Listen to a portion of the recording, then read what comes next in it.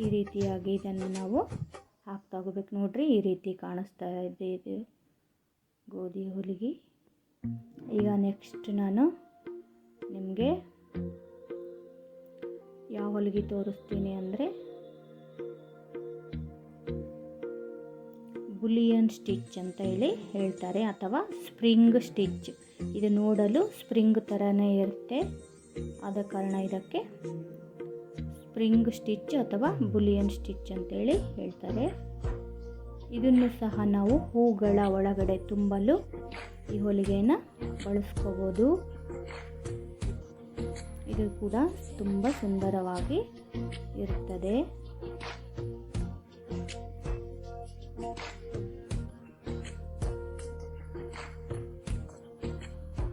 ಇದಕ್ಕೂ ಸಹ ನಾನು 6 ದಾರನ ತೆಗೆದುಕೊಂಡಿದ್ದೀನಿ.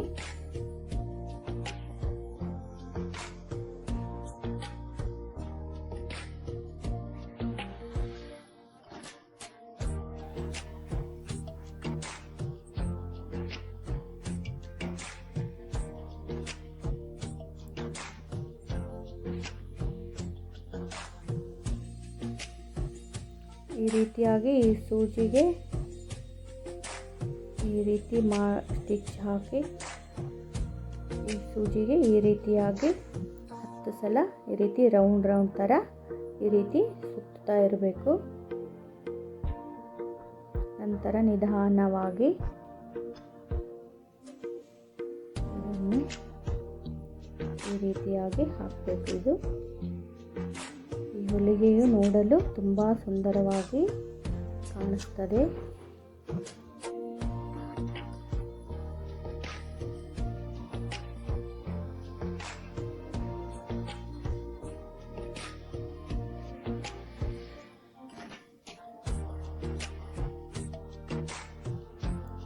ಸೂಜಿ ಈ ಥರ ಇಟ್ಕೊಂಡು ಇದಕ್ಕೆ ಈ ರೀತಿ ದಾರ ಹಚ್ಚಿ ನಿಧಾನವಾಗಿ ಈ ರೀತಿ ಎಳೆದು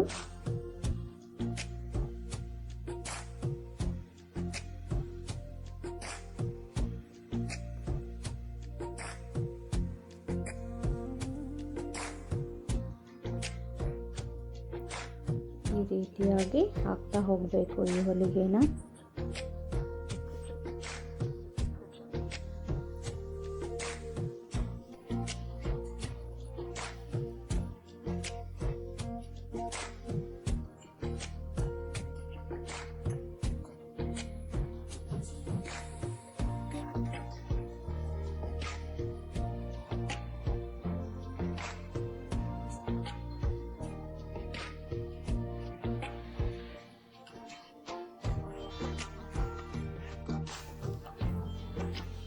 ಈ ರೀತಿಯಾಗಿ ಇದು ಹೊಲಿಗೆ ಹಾಕಿದ್ದೀನಿ.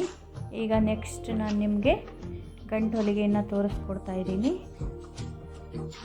ಒಂದು ಸಲ ಇದನ್ನು ಸುತ್ತಬೇಕಷ್ಟೇ. ಇದಕ್ಕೆ ದಾರ ಸುತ್ತಿ ಮತ್ತು ಸೂಜಿನ ಅದರ ಹತ್ತಿರನೇ ಈ ರೀತಿ ಕೆಳಗಡೆ ತಗೋಬೇಕು ಸೂಜಿನ. ನೋಡಿ, ಈ ರೀತಿಯಾಗಿ ಕಾಣಿಸ್ತದೆ. ಇದು ಗಂಟು ಹೊಲಿಗೆ ಅಥವಾ ಫ್ರೆಂಚ್ ನಾಟ್ ಸ್ಟಿಚ್ ಅಂತೇಳಿ ಹೇಳ್ತಾರೆ. ಇದು ಒಂದು ರೌಂಡ್ ಮಾತ್ರ ಸುತ್ತಬೇಕಷ್ಟೇ ಇದಕ್ಕೆ.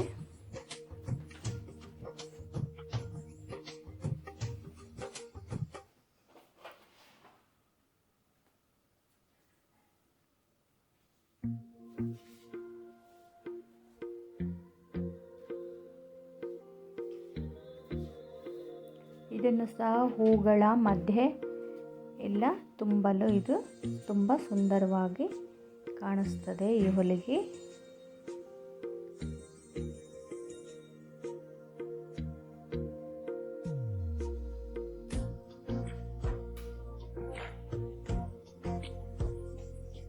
ಈ ರೀತಿಯಾಗಿ ಕಾಣಿಸ್ತದೆ ಇದು ಗಂಟಿನ ಹೊಲಿಗೆ. ಈಗ ನೆಕ್ಸ್ಟ್ ನಾನು ನಿಮಗೆ ಜೇಡರ ಬಲೆ ಹೊಲಿಗೆ ಅಥವಾ ಸ್ಪೈಡರ್ ಸ್ಟಿಚ್ ಅನ್ನು ತೋರಿಸ್ತಾ ಇದ್ದೀನಿ. ಇದಕ್ಕೂ ಸಹ ನಾನು 6 ದಾರನ ತಗೊಂಡಿದ್ದೀನಿ.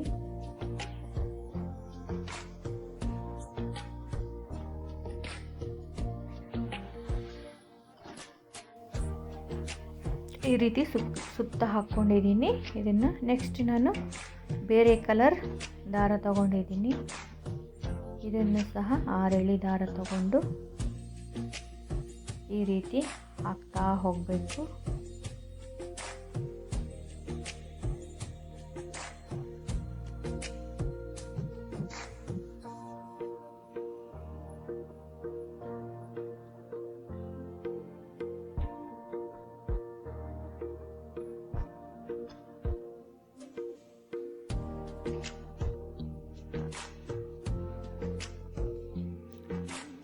ಈ ಸ್ಪೈಡರ್ ಸ್ಟಿಚ್ಚನ್ನು ಹೂಗಳಿಗೂ ಸಹ ಹಾಕ್ಬೋದು. ಇದು ತುಂಬ ಸುಂದರವಾಗಿ ಕಾಣಿಸ್ತಾರೆ.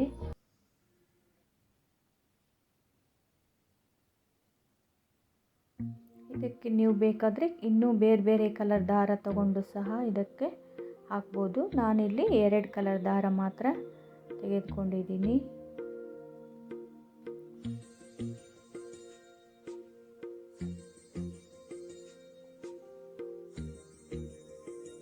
ನೋಡ್ರಿ, ಈ ರೀತಿಯಾಗಿದೆ ಹೊಲಿಗೆ. ತುಂಬ ಸುಂದರವಾಗಿ ಕಾಣಿಸ್ತಾ ಇದೆ.